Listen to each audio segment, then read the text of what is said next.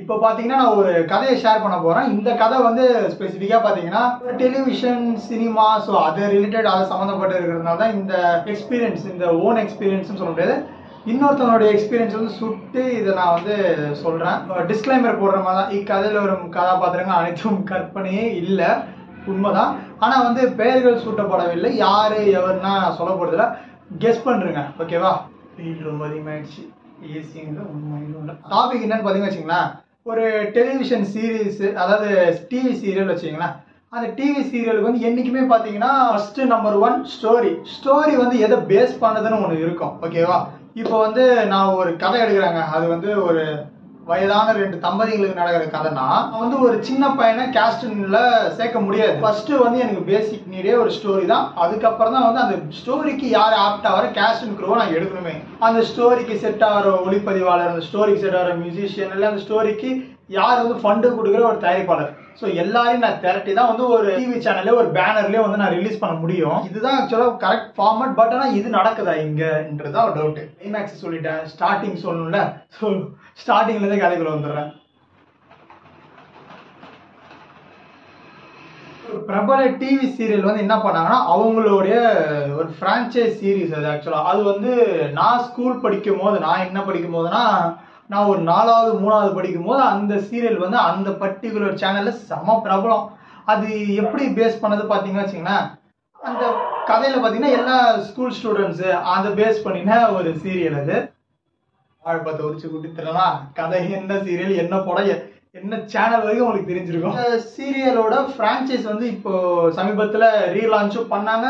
அது ஓரளவு சக்ஸஸாக போச்சுன்னு நினைக்கிறேன், ஏன்னா நான் அதை கண்டினியூ பண்ணல. அப்புறம் அந்த சீரியலோட இன்னொரு version, so another version 3rd season நினைக்கிறேன். ஸோ அதை லான்ச் பண்ணுறதுக்காக அந்த பர்டிகுலர் சேனல் என்ன பண்ணாங்கன்னா அவங்களுக்குள்ளே இன்டர்னலாக இந்த நடிக்கிறதுக்கு ஆர்வம் இருப்பாங்க பார்த்தீங்களா, அவங்களுக்குலாம் வந்து சம்திங் இந்த மாதிரி ஆடிஷன் நடக்குது வாங்கன்னு சொல்லிட்டு பிரபலப்படுத்தல, விளம்பரம் பண்ணலை, போஸ்டர் அடிக்கல, எதுவுமே பண்ண அவங்களுக்குள்ளே இன்டர்னலாக ஒரு முடிவு பண்ணிக்கிறாங்க போல.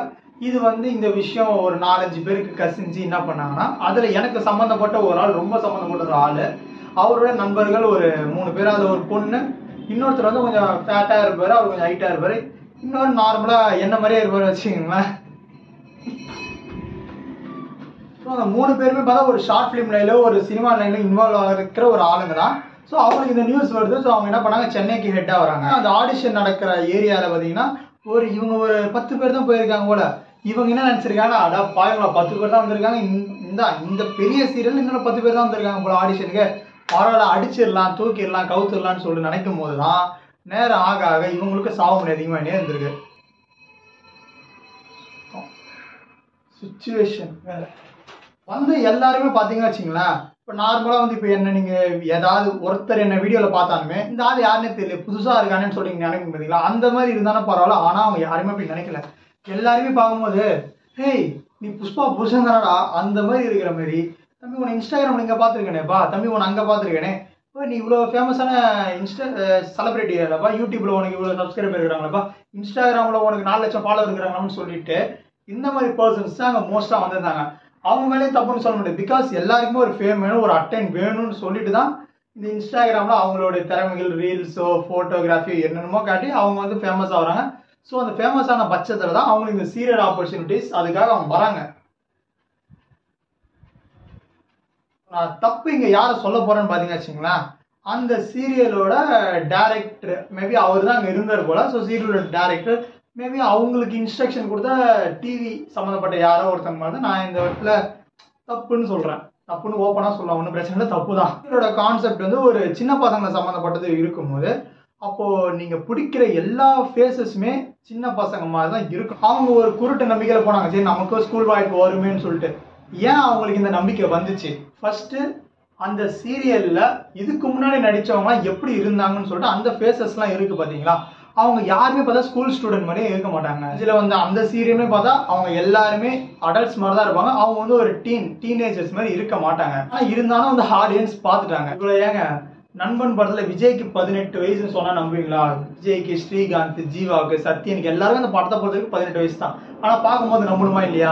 அந்த ஏஜ்ல இருக்கிறவங்க அந்தந்த வயசுல நடிக்க வைக்கணும். நீ என்னடா லூஸ் மாதிரி பேசுனேன்னு நீங்க கேட்டாலுமே நானும் சொல்றேன், சரி ஓகே, அந்தந்த ஏஜ்ல இருக்கிற அந்தந்த வயசுல தான் நடிக்க வைக்கணும்னா ஃபர்ஸ்ட் சீரியல் வரும்போது அந்த டேரக்டர்ஸ் அண்ட் டீம் அதை தான் முடிவு பண்ணிடணும்.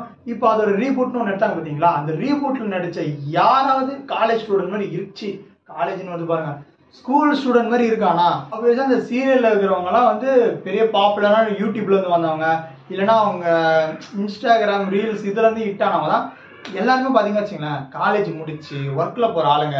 எல்லாரும் முஞ்சியும் பார்க்கும்போது ஒரு முதிர்ச்சி இருக்கும். யாருமே ஸ்கூல் ஸ்டூடெண்ட் மாதிரி இருக்கவே மாட்டாங்க. அப்படி இருக்கிற அந்த பர்சன்ஸை வந்து எப்படி வந்து டீம் வந்து டிசைட் பண்ணி எடுக்குது?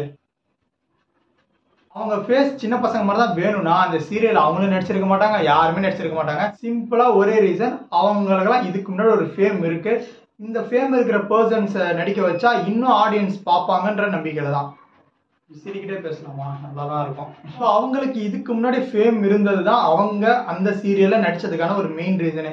ஓகே, சில பேர் வந்து பக்கத்துல நிற்பாங்க, பட் ஆனால் அவங்க இம்பார்ட்டன்ட் கேரக்டர்ஸான்னு கொஞ்சம் யோசிங்க. பேக்ரவுண்ட்ல இருக்கிறவங்களாம் நீங்க பார்த்துருக்க மாட்டீங்க, ஏன்னா அவங்க வந்து அப்போ ஆடிஷன்ல மேபி அவங்க நடிச்சு அவங்களுக்கு அந்த வாய்ப்பு கிடைச்சிருக்கலாம்.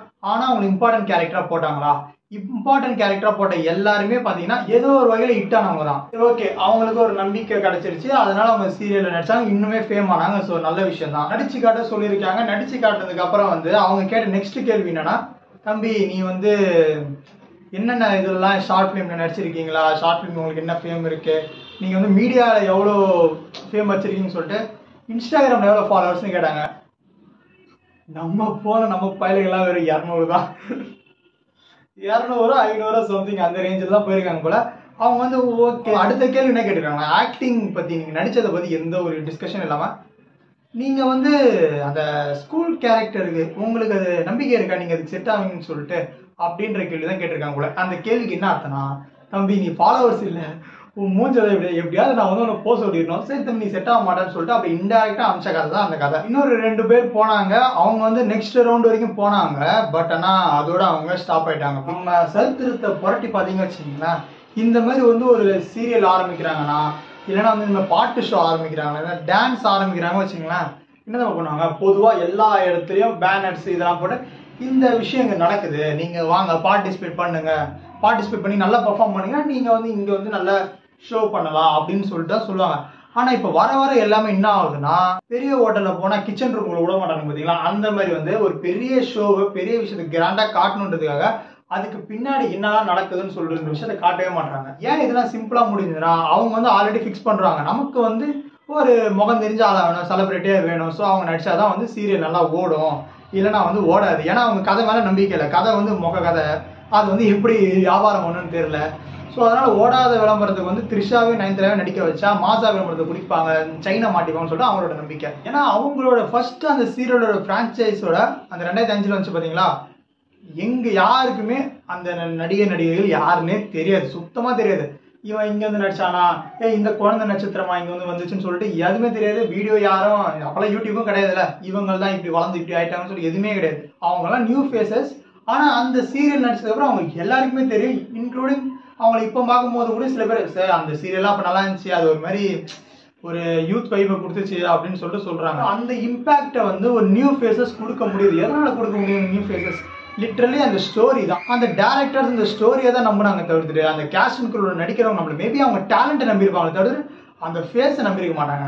தம்பி இப்போதைக்கு ஓவரா பேசாதப்பா, உனக்கு எந்த வாய்ப்பும் கிடைக்கல, அதனால தான் நீ இப்படி பேசுற. கிரவுண்ட்ல வந்து கஷ்டப்பட்டவங்க தான் ஒரு சீரியல் வாய்ப்பு கிடைக்கும் போது அந்த கஷ்டம் தெரியும்னு சொல்லிட்டு நீங்க சொல்லலாம், எனக்கு புரியுது. நான் இப்போ வரைக்கும் சொல்றேன், அதுல அந்த கேஸ்டின்குள்ள நடிச்சவங்களை பத்தி நான் குறைய சொல்ல, அது எடுக்கிறவங்க மேலே தான் நான் குறைய சொல்றேன். எக்ஸாம்பிள் வந்து நான் ஏதோ ஒன்று பண்ணி நான் ஃபேம் ஆயிட்டேன்னு வச்சுக்கோங்களேன், சிம்பு மைண்டுக்குள்ள போட்டுக்கிறேன்.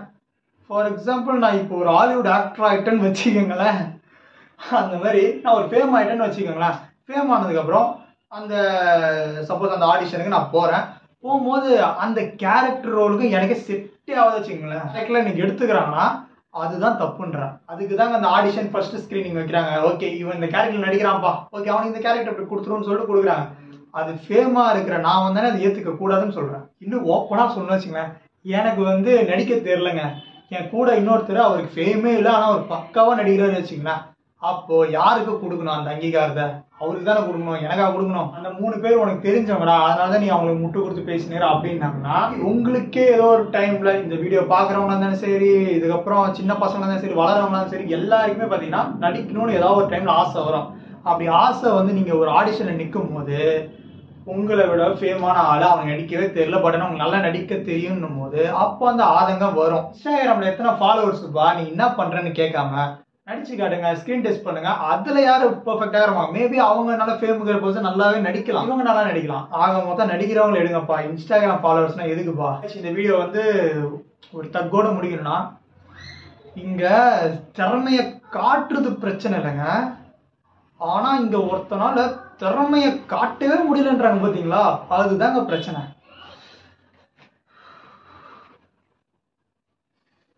எத்தனை விசிறணும் அந்த வீடியோ ஃபுல்லா.